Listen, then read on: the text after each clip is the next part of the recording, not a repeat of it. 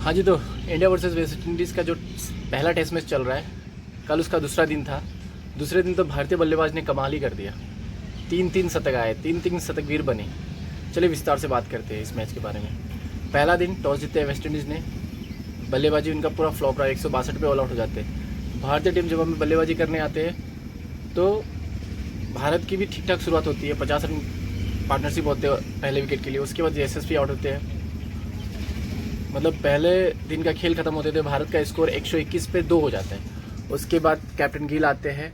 Captain Gill और राहुल के बीच में थोड़े से पार्टनरशिप लगते हैं। पहले दिन का खेल खत्म होने से पहले कैप्टन 18 रन बनाते हैं और राहुल 53 रन बना के नाबाद जाते हैं। जब दूसरे दिन का खेल शुरू होता है तो राहुल और गिल आते हैं। गिल अपने व्यक्तिगत स्कोर पे 32 रन ही जोड़ पाते हैं, मतलब अर्धशतक बना पाते हैं। उसके बाद तुरंत आउट हो जाते हैं।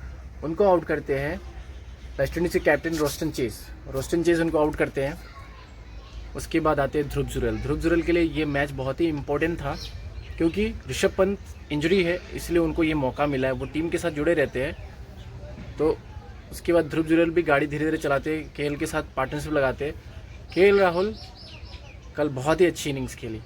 गाड़ी आगे बढ़ाते बढ़ाते दिन का खेल जैसे ही मतलब लंच तक पहुंचा, लंच के ठीक पहले केएल राहुल ने अपना 11वां टेस्ट शतक बनाया और इस साल का 2025 का तीसरा टेस्ट शतक है। केएल राहुल के लिए 2025 शानदार घट रही है।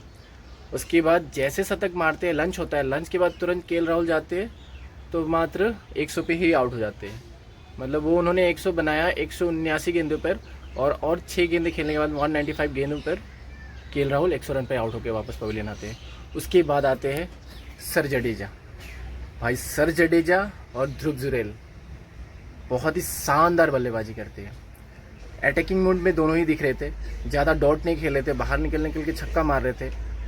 उसी के फलस्वरूप दोनों ही बल्लेबाज शतक मारे। ध्रुव जुरैल का ये पहला टेस्ट सेंचुरी था भारत में।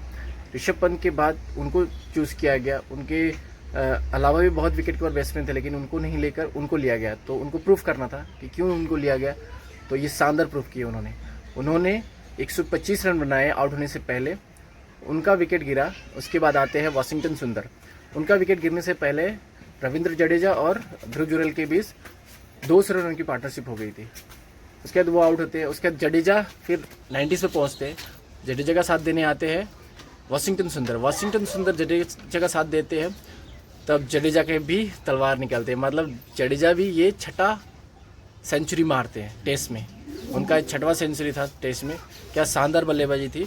मतलब दिन का खेल खत्म होते होते जडेजा 100 रन पार कर चुके थे। भारत का टोटल स्कोर 448 रन पहुंचा और भारत लीड ले चुके हैं 286 रनों का। ये बहुत विशाल लीड है और मुझे लगता है ये 700 रनों का ऊपर जाने वाला है। अगर आज वाशिंगटन सुंदर और जडेजा के फिर से पार्टनरशिप लगती है तो ये 700 पार ही होगा। फिर वेस्ट इंडीज़ को एक तरफा भारत आसानी से हरा देंगे।